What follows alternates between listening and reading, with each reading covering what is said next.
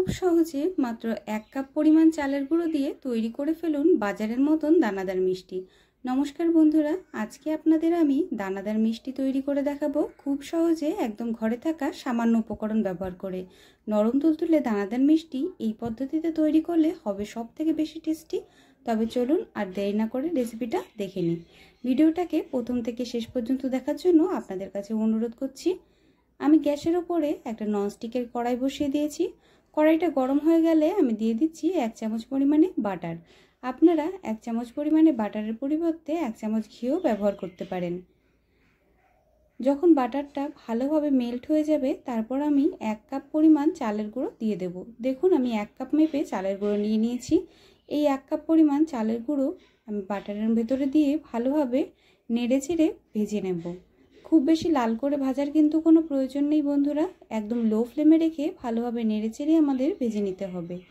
বন্ধুরা, আমার চ্যানেলের রেসিপিগুলো আপনাদের যদি ভালো লাগে তাহলে অবশ্যই চ্যানেলটিকে সাবস্ক্রাইব করে রাখবেন, যাতে আমি যখনই ভিডিও ছাড়ি আপনারা তার নোটিফিকেশনটা একদম সাথে সাথে পেয়ে যান।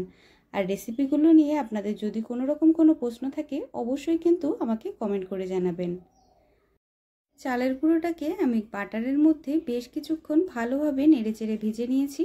এখন আমি দিয়ে দিচ্ছি 1 কাপ পরিমাণ উষ্ণ গরম গরুর দুধ। গরুর দুধটাকে সম্পূর্ণ দিয়ে দেওয়ার পরে ভালোভাবে আমি খুন্তির সাহায্যে নাড়িয়ে চাড়িয়ে মিশিয়ে নেব। এই অবস্থায় আপনাদের গ্যাসের ফ্লেমটা একদম লো রাখতে হবে। গ্যাসের ফ্লেমটা লোতে রেখে খুব ভালোভাবে চালের গুঁড়োর সাথে দুধটাকে সুন্দরভাবে আমাদের মিশিয়ে নিতে হবে আর একদম লো ফ্লেমে রেখে ভালোভাবে নাড়িয়ে চাড়িয়ে নিতে হবে। দেখুন বন্ধুরা, এই রকমভাবে ধীরে ধীরে এক জায়গায় আসতে শুরু করবে চালের গুঁড়োটা। চালের গুঁড়োটা যখন সম্পূর্ণভাবে কড়াই থেকে ছেড়ে যাবে তখন আমরা একটা থালার উপরে চালের গুঁড়োটাকে নামিয়ে নেব। চালের গুঁড়োর মিশ্রণটা দেখুন প্রায় কড়াই থেকে ছাড়িয়ে এসছে, এটা প্রায় তৈরি হয়ে গেছে। এখন আমি এই চালের গুঁড়োর মিশ্রণটাকে কড়াই থেকে নামিয়ে নেব। কড়াই থেকে চালের গুঁড়োর মিশ্রণটাকে নামিয়ে থালার উপরে আমি একটুখানি ছড়িয়ে দেবো যাতে একটু তাড়াতাড়ি ঠান্ডা হয়ে যায়। ঠান্ডা হয়ে গেলে আমরা হাতের সাহায্যে সব দানাদার মিষ্টিগুলোকে তৈরি করে নেব। বন্ধুরা, আপনারাও কিন্তু এই রকমভাবে দানাদার মিষ্টি একবার বাড়িতে তৈরি করবেন, অবশ্যই খেতে কিন্তু দুর্দান্ত হয়। আমি এখন এই চালের গুঁড়োর মিশ্রণের মধ্যে দিয়ে দিচ্ছি 1 চামচ পরিমাণে বাটার। বাটারটাকে দেওয়ার পরে আমি দিয়ে দিচ্ছি 2 থেকে 3 চামচ পরিমাণে গুঁড়ো দুধ। গুঁড়ো দুধটাকে দিয়ে বাটার দিয়ে খুব ভালোভাবে এখন আমি হাতের সাহায্যে সুন্দরভাবে মেখে নেব। হাতের সাহায্যে চালের গুঁড়োর মিশ্রণটাকে খুব ভালোভাবে আমাদের মেখে নিতে হবে। একটু ঠান্ডা হয়ে যাওয়ার পরে আপনারা মেখে নেবেন, খুব বেশি গরম গরম মাখতে যাবেন না। দেখুন বন্ধুরা, ভালোভাবে আমি মেখে নিয়েছি। এখন লম্বা করে একটা লেচির মতন করে আমি তৈরি করে নেব। চালের গুঁড়োর মণ্ডটাকে আমি হাতের সাহায্যে ভালোভাবে ডলে ডলে একটা লেচির মতন করে বেলে নিয়েছি। দেখুন ভালোভাবে একটু লম্বা মতন করে আমাদের লেচির মতন করে বেলে নিতে হবে। এখন হাতের মধ্যে ঘি অথবা তেল লাগিয়ে আপনারা ছোট ছোট করে লেচি কেটে তারপর হাতের সাহায্যে গোল গোল করে মিষ্টিগুলোকে তৈরি করে নিতে পারেন। দেখুন বন্ধুরা, আমি প্রথমে হাতে সামান্য পরিমাণে ঘি লাগিয়ে নিয়েছি, আপনারা ঘিয়ের পরিবর্তে তেলও লাগিয়ে নিতে পারেন। এখন ছোট ছোট করে গোল গোল করে আমি সমস্ত দানাদার মিষ্টিগুলোকে হাতের সাহায্যে তৈরি করে নেব। মিষ্টিগুলোকে তৈরি করার সময় আপনারা খুব বেশি জোর প্রয়োগ করবেন না, একদম আলতো হাতে মিষ্টিগুলোকে তৈরি করে নেবেন। মিষ্টিগুলোকে যতক্ষণ আমি হাতে তৈরি করছি ততক্ষণ আমি চিনির শিরা তৈরি করে নেব।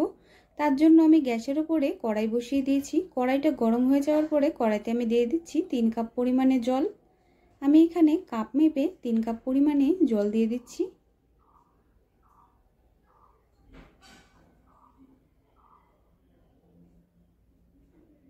জলটা যখন একটু গরম হয়ে যাবে তখন আমি জলের মধ্যে দিয়ে দিচ্ছি 1 কাপ পরিমাণে চিনি আর দিয়ে দেব 2টো এলাচ গুঁড়ো। এখন চিনির এই শিরাটাকে আমাদের ভালো করে কিছুক্ষণ জাল করে নিতে হবে।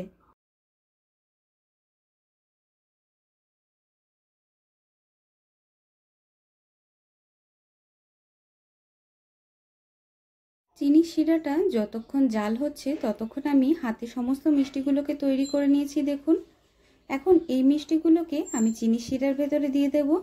চিনি শিরাটাকে আমি কিছুক্ষণ ভালোভাবে ঢাকা দিয়ে রেখেছিলাম যাতে ভালোভাবে ফুটে ওঠে।